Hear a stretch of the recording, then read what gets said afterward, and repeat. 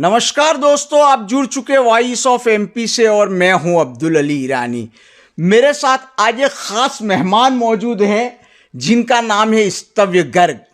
स्तव्य Garg doctor विपुल गर्ग और doctor Shweta Garg के पुत्र हैं, जिन्होंने विज्ञान विषय में अंतर्राष्ट्रीय स्तर पर ओलंपियाड में गोल्ड मेडल हासिल कर भारत का डंका पूरे विश्व में बजाया।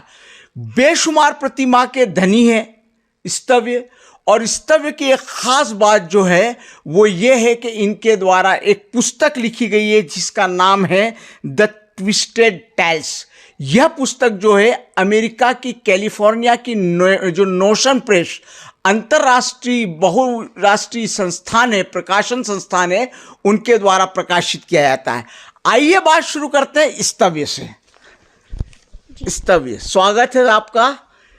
स्तव्य, क्या खास बात है पुस्तक में? किस तरह से आपने किताब लिखी और कितने टाइम में लिखी? मुझे इस किताब को लिखने में 7 महीने लगे थे। मुझे कब से रीडिंग का शौक़ था और मुझे कई बार लगता था कि मुझे खुद की एक बुक लिखनी चाहिए। तभी पापा ने मुझे बताया कि एक प्लेटफॉर्म है नोशन प्रेस जो कि आपकी बुक को पब्लिश करता है। मैंने फिर इस पे काम करना शुरू किया और पब्लिश की। मेरा सोचना है कि आजकल OTT प्लेटफॉर्म्स हैं जहाँ पर बुक्स की मूवीज़ बनाई जाती है, पर बुक्स पढ़ने में अलग ही मज़ा आता है, क्योंकि जब आप एक मूवी देखते हैं तो आप उसमें उसके डायरेक्टर का पर्सपेक्टिव देखते हैं, लेकिन जब आप एक बुक पढ़ते हैं तो आप ऑथर का पर्सपेक्टिव देख के खुद के पर्सपेक्टिव्स फॉर्म करते हैं। इसीलिए मैंने एक थ्रिलर बुक लिखी है जो कि शॉर्ट स्टोरीज का कलेक्शन है। इसका नाम है द ट्विस्टेड टेल्स। तब इसके अलावा भी आप प्रतिभा से भरे हुए हैं, बहुत सारी आपके अंदर कई चीज़ें हैं। क्या खास शौक़ रखते हैं आप? मुझे शौक़ के अंदर मुझे रीडिंग बहुत पसंद है, जैसे कि मैंने आपको पहले ही बताया। उसके अलावा मुझे डूडलिंग करना, स्केचिंग करना, गाना और कीबोर्ड बजाना भी बहुत पसंद है। संगीत में काफ़ी रुचि रखते हैं? जी बिल्कुल। मैं म्यूज़िक के अंदर बहुत सारे इंटरनेशनल और नेशनल कॉम्पिटिशन्स के अंदर गोल्ड मेडल ला चुका हूँ। विज्ञान विषय में भी ओलंपियाड में गोल्ड मेडल हासिल किया? हाँ। क्या ऐसा खास बात की है आपने विज्ञान? ओलंपियाड एक इंटरनेशनल कंपटीशन होता है जिसके अंदर आप अपने स्कूल के कोर्स से थोड़े से हाई लेवल कोर्स की पढ़ाई करते हैं। लास्ट ईयर मैंने 100 आउट ऑफ 100 स्कोर लाके मैं इंटरनेशनली पूरे साइंस ओलंपियाड में फर्स्ट आया था। आगे की क्या प्लानिंग है? आगे मैं 2 और बुक्स लिखने वाला हूँ। मेरा सोचना है कि मैं हर साल 2 से 3 बुक्स लिखूँगा। उसके अलावा मैं एक मॉइस्चराइज़र भी बनाने की कोशिश कर रहा हूँ जो कि स्किन कैंसर को ठीक करेगा। जो बुक्स लिखने वाले आइडियाज़ हैं, कहाँ से प्रेरणा मिली खास? जैसा कि मैंने पहले ही बताया, मुझे रीडिंग बहुत ज़्यादा पसंद थी और इसीलिए मैंने मेरे कुछ फेवरेट ऑथर्स जैसे कि रस्किन बॉन्ड, चेतन भगत और पॉलो सीलो, इन्हीं की बुक्स से इंस्पायर होकर मैंने मेरी एक बुक लिखी। मम्मी पापा की सलाह कितनी मिलती है? मम्मी पापा ने तो बहुत ज़्यादा मुझे मोटिवेट किया कि मैं जो बुक लिख रहा हूँ ये बहुत अच्छी बात है। आइडिया कहाँ से आते हैं? मैंने जो अभी बुक लिखी है वो मैंने इंस्पायर होकर लिखी है। रस्किन बॉन्ड की एक बुक है अ मसूरी मिस्ट्री, उससे इंस्पायर होके। कि वैसे तो हर पिता अपने बच्चों पर गर्व करता है, क्योंकि बच्चे छोटी से छोटी भी कोई चीज़ करते हैं तो वो उनके लिए उनकी आंखों में, अपने पेरेंट्स की आंखों के अंदर बहुत बड़ा मायने रखती हैं।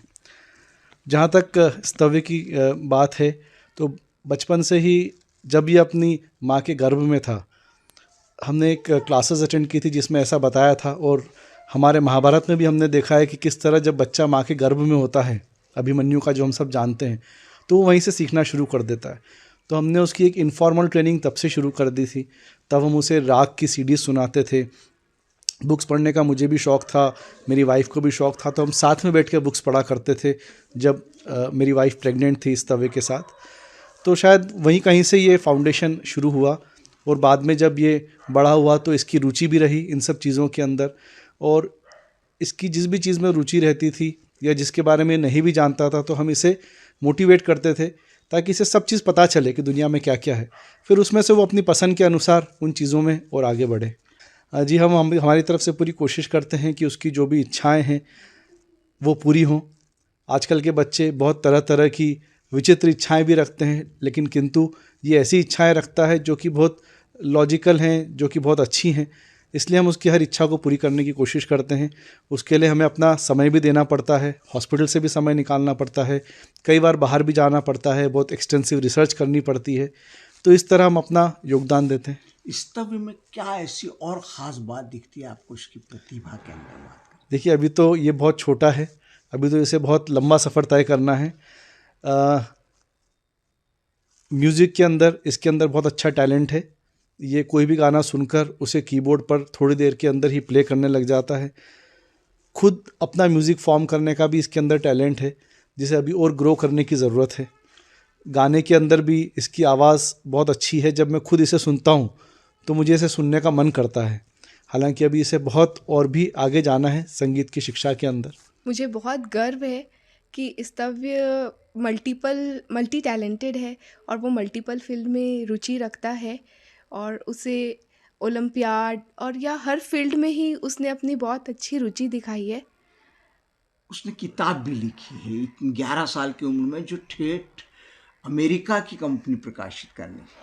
जी, एक्चुअली बचपन से ही जब भी वो कुछ बहुत अच्छा काम करता था, तो जब बच्चों को मोटिवेट करने के लिए कुछ गिफ्ट दिया जाता है, तो मैंने उसे हमेशा मतलब कुछ भी, चाहे वो कुछ छोटा से छोटा भी अच्छा काम करता था, तो उसे बुक ही गिफ्ट की है।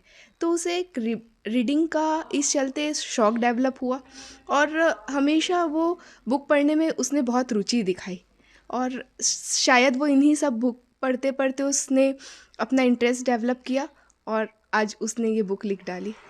चिकित्सक होते होते हम एक माँ बाप भी हैं, वो कर्तव्य तो हमें पूरा करना ही है। और मैं एक पीडियाट्रिशियन हूँ, तो मुझे पता है कि बच्चे का ब्रेन डेवलपमेंट जो है वो 90% अप टू 2 इयर्स में हो जाता है। तो मैंने जब वो मेरे गर्भ में था उस टाइम से लेके 2 साल तक उस पर पूरा अटेंशन रखा कि उसमें कहीं कोई कमी नहीं रह जाए। आगे के लिए क्या सोचती हैं?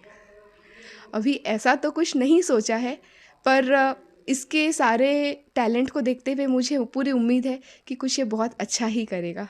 सभी पेरेंट्स से एक रिक्वेस्ट है कि आज की डेट पे मोबाइल, सोशल मीडिया जो कि मतलब बच्चों का बहुत टाइम किल करता है, मैंने बच्चों को शुरू से ये सिखाया कि बेटा मोबाइल सिर्फ आपका टाइम किल करेगा। तो सभी को मैं ये एक एडवाइस देना चाहूँगी कि मोबाइल से बच्चों को कम से कम 18 साल तक दूर रखें। वॉइस ऑफ एमपी के लिए मेरे सहयोगी आसिफ अली शाह के साथ अब्दुल अली ईरानी।